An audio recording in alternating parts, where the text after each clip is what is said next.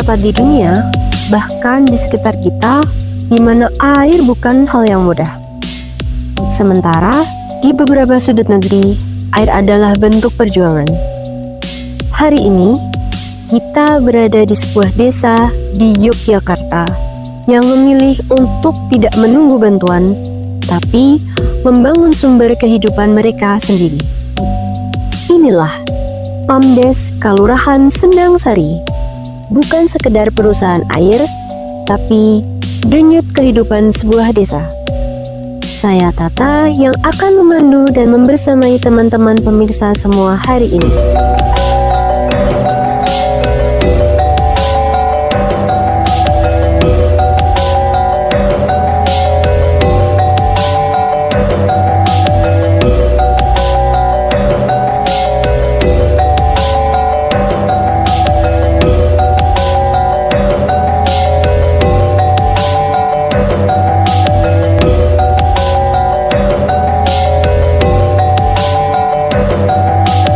Saat ini saya sedang bersama Bapak Lurah Kelurahan Sendang Sari. Mungkin boleh disapa terlebih dahulu seluruh pemirsa yang sudah menantikan Bapak. Assalamualaikum warahmatullahi wabarakatuh. Salam sejahtera untuk kita semua. Perkenalkan, saya Afan Nur Hisan SMP, Lurah Kelurahan Sendang Sari, Kapanewon Minggir, Kabupaten Sleman. Pada saat ini juga kami ditemani oleh salah satu pengelola Bumdes Sari Mumpuni yang mengelola Pamdes Tirtosari Kelurahan Sendang Sari Kapanewon Minggir.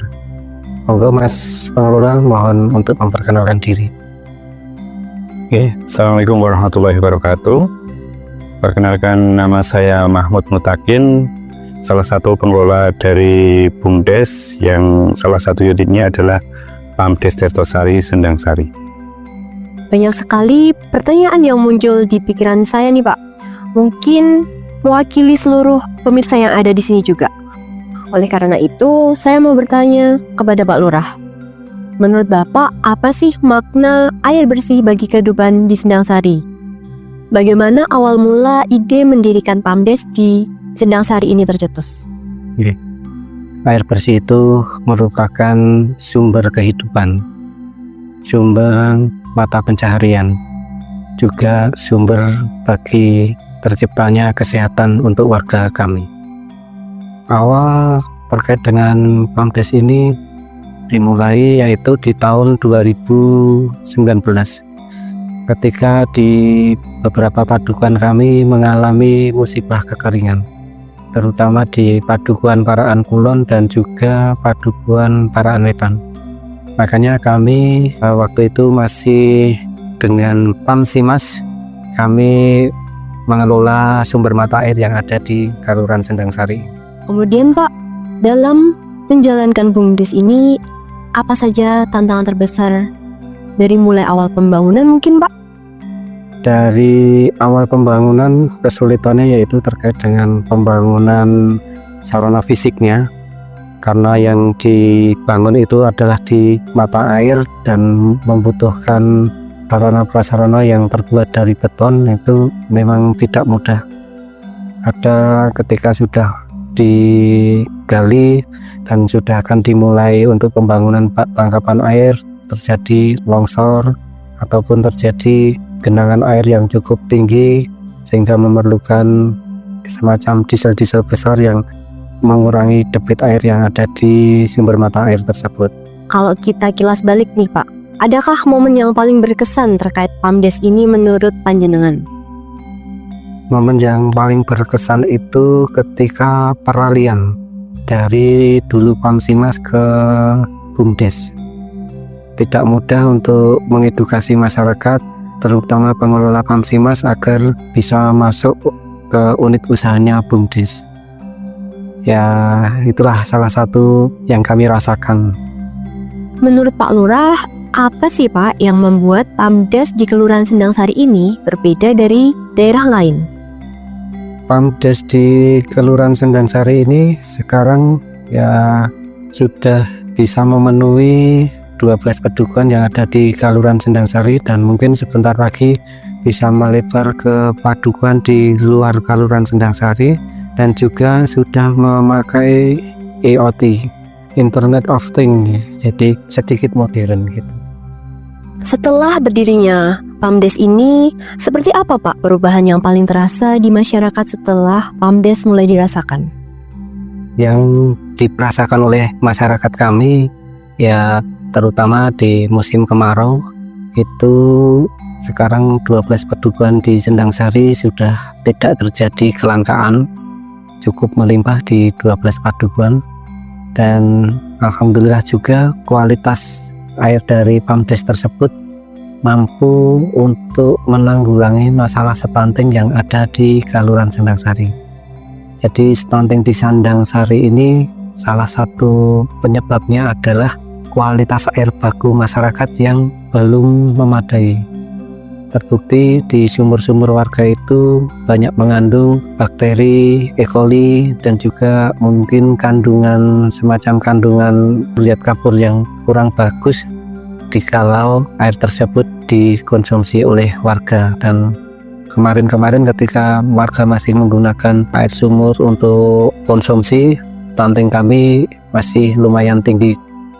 Setelah adanya PAMDes ini, stunting di Sendang Sari sudah ya masih ada, tapi paling rendah di antara kelurahan-kelurahan yang ada di Kapanewon Minggir ini. Kemudian, apa harapan dari Pak Lurah terhadap kelanjutan PAMDes ini Pak? Harapan dari PAMDes kami semoga ke depan dalam pelayanannya semakin baik. Saat ini tidak dipungkiri masih banyak kendala-kendala yang dihadapi oleh teman-teman pengelola dan masih membutuhkan dorongan dari pemerintah Kelurahan Sendang Sari, dan kami upayakan dengan kolaborasi antara pemerintah Kelurahan Sendang Sari dan pengelola PAMDes agar pelayanan untuk warga kami semakin baik. Kalau boleh menggambarkan PAMDes dalam satu kata, kira-kira apa satu kata itu? Satu kata terkait PAMDes adalah solusi. Baik, selanjutnya saya akan beralih kepada Bapak Pengelola PAMDes Sendang Sari. Bisa diceritakan Pak, sejak kapan panjenengan terlibat dalam pengelolaan PAMDes ini? Ya, untuk saya sendiri salah satu pengelola PAMDes, saya awal mula masuk ke PAMDes itu tahun 2020, akhir 2020. Ketika itu masa peralihan antara Pamsimas ke BUMDes. Ya, tadi diceritakan dari Pak Lurah, ada proses perubahan dari Pamsimas ke BUMDes. Boleh diceritakan Pak, dulu sebelum ada PAMDes, bagaimana kondisi air di Sendang Sari? Ya, sebelum ada PAMDes itu sebenarnya saya kebetulan salah satu warga yang dekat dengan lokasi PAMDes, Dusun Paraan Wetan. Di Paraan Wetan sendiri yang saya alami dulu ketika musim kemarau, itu kita harus nyari air dari sumur-sumur tetangga yang waktu itu kalau kemarau itu sumur di tempat kita itu kering, Mbak. Dan kedalaman sumur kalau di tempat kami itu sekitar 12 meter, dan kalau kemarau itu benar-benar kering. Dan biasanya ada beberapa rumah di sekitar itu ada yang memang masih punya air bersih sumurnya. Nah itu biasanya jadi langganan, biasanya pakai jerigen itu naik sepeda, kita ngangsu lah kalau orang Jawa bilang. Itu biasanya kalau musim kemarau seperti itu. Untuk di awal nih Pak, waktu membangun PAMDes ini, apa saja kesulitan yang dihadapi oleh Bapak? Kalau kesulitan sebenarnya karena PAM itu membutuhkan biaya yang cukup mahal.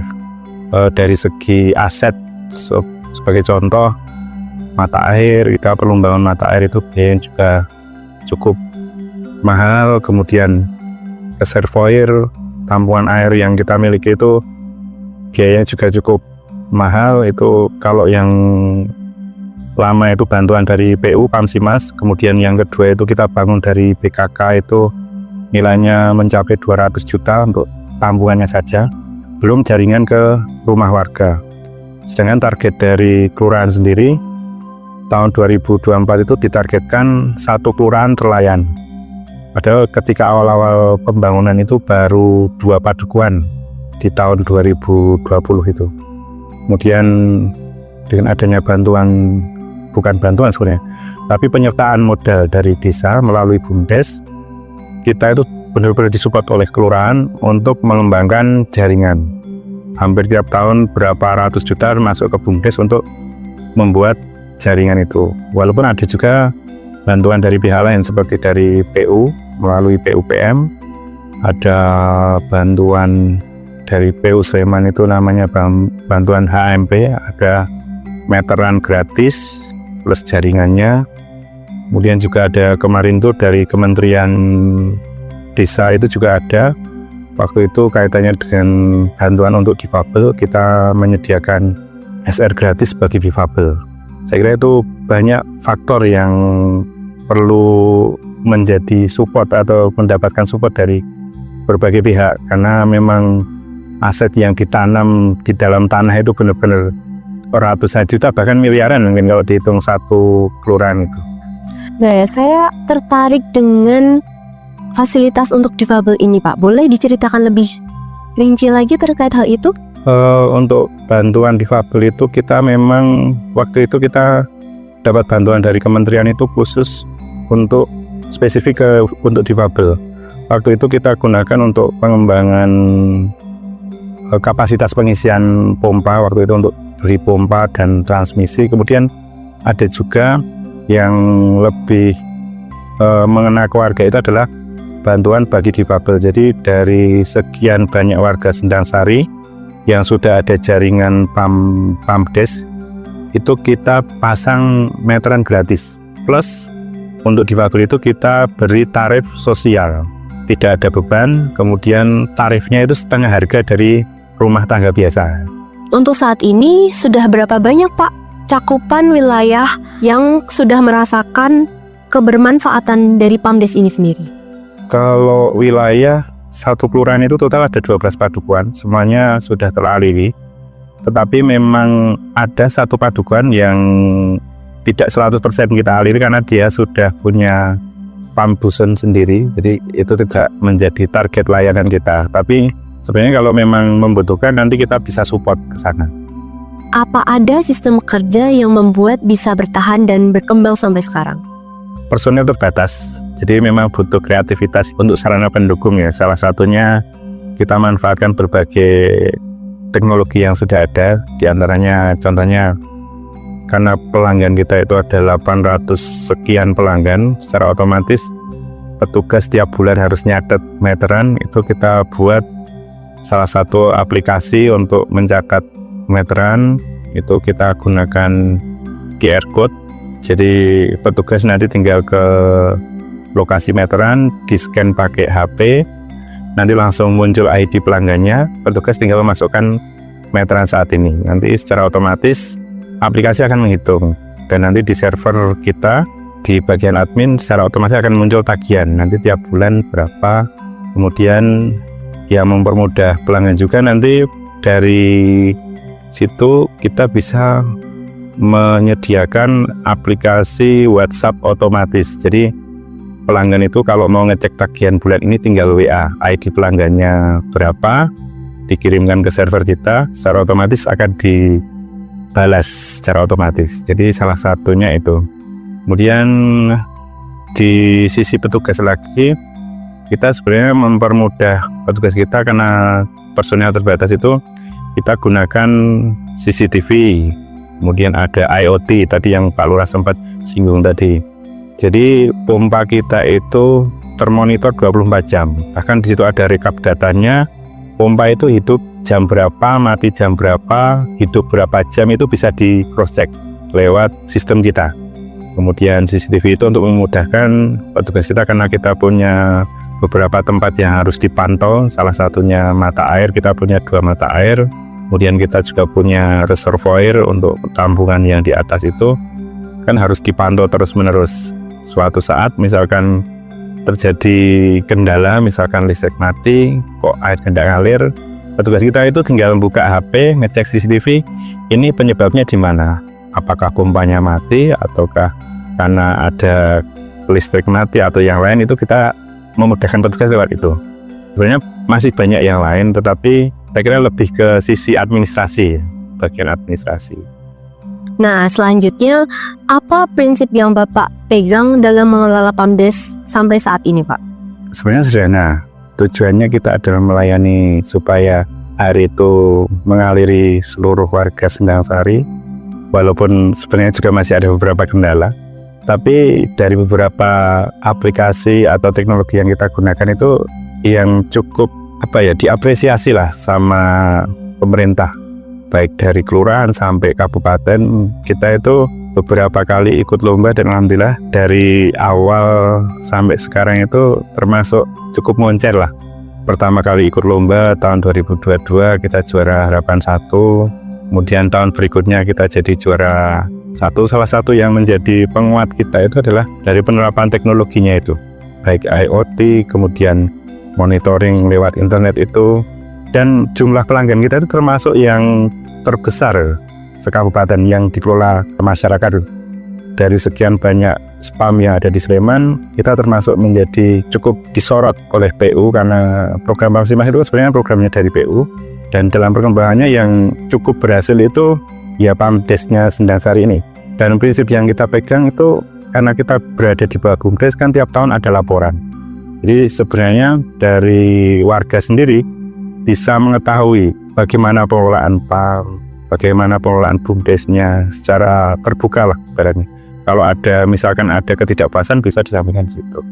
Atau mungkin ada komplainan atau yang lain, itu lewat forum itu insya Allah nanti bisa dicari jalan keluar sehingga warga juga ikut andil dalam pengelolaan PAM itu sendiri.